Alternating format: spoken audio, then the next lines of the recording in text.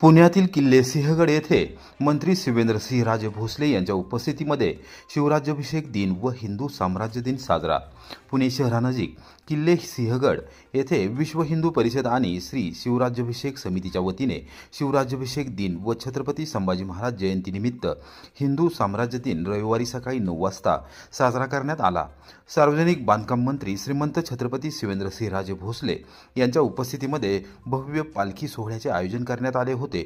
विश्व हिंदू परिषदेच्या वतीने मंत्री भोसले यांचे जोरदार स्वागत करण्यात आले। सिंग तुतारांच्या निनादात भगवा झेंडा हातात घेऊन भव्य दुचाकी रॅली काढण्यात आली।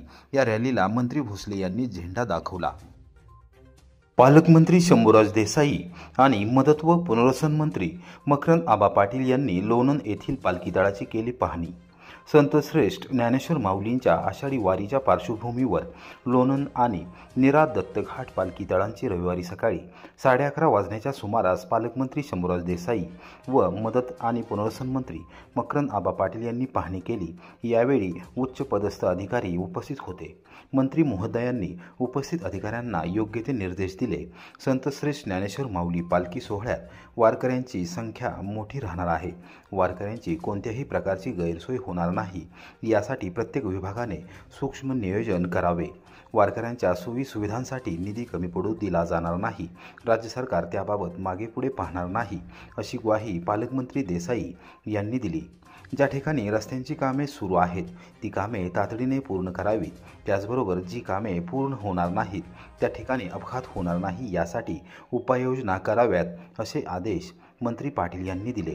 पालखी सोहळ्याला होणारी गर्दी लक्षात घेऊन पोलीस यंत्रणेने पालखी मार्गावर गर्दीवर लक्ष ठेवण्यासाठी सीसीटीव्ही आणि ड्रोन कॅमेऱ्यांचा उपयोग करावा। आवश्यक तेथे निरीक्षण मनोरे उभे करावेत। चोरीच्या घटनांना आळा घालण्यासाठी पोलीस दलाने आवश्यक ते मनुष्यबळ पुरवावे। पार्किंगची व्यवस्था पुरेशी असेल याकडे लक्ष द्यावे अशा सूचना दोन्ही मंत्री महोदयांनी केल्या। मला जनरेटर सीट लागणार का? इमर्जन्सीला कसं आहे तुमची सप्लाय आहे टेक्निकल इश्यू झाला तर स्टँडबायला तुम्ही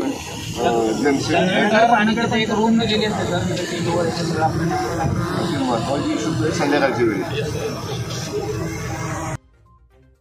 कोरेगाव तालुक्यात डिजिटल रेशनिंग कार्ड वितरणाचा पहिला मान नेहरवाडीला आमदार मनोजदादा घोरपडे यांनी वाटले। डिजिटल रेशनिंग कार्ड उत्तर मतदारसंघात समाविष्ट असलेल्या कोरेगाव तालुक्याच्या दक्षिण भागातील सर्वसामान्य जनतेच्या हितासाठी अहोरात्र काम करत आहे।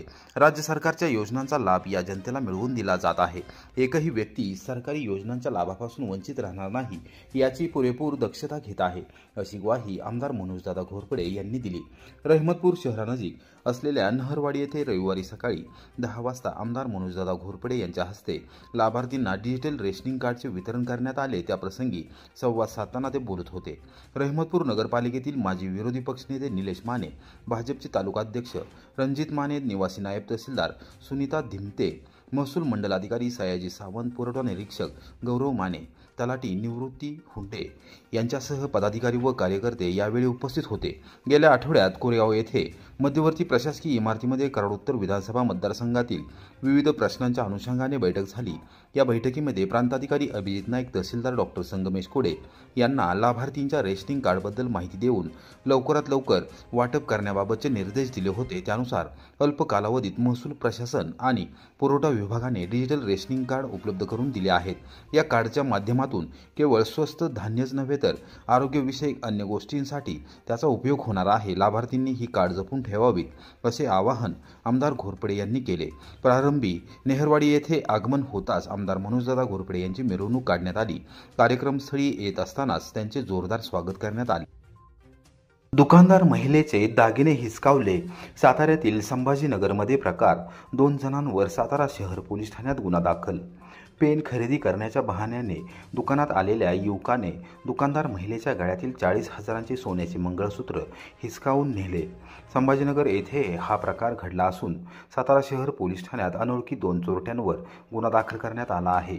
याबाबत सीसीटीव्ही फुटेज रविवारी सकाळी 11:30 वाजण्याच्या सुमारास व्हायरल झाला आहे। संभाजीनगर येथील श्रीकृपा कॉलनीत विद्यादेवी कल्याण महाडिक या वास्तव्यास असून त्यांचे किराणा मालाचे दुकान आहे। शुक्रवारी सकाळी त्या नेहमीप्रमाणे दुकानात कार्यरत होत्या। दुकानासमोर 2 युवक दुचाकीवरून आले। एक जण दुचाकीवरच बसून राहिला, दुसरा दुचाकीवरून उतरून दुकानात आला।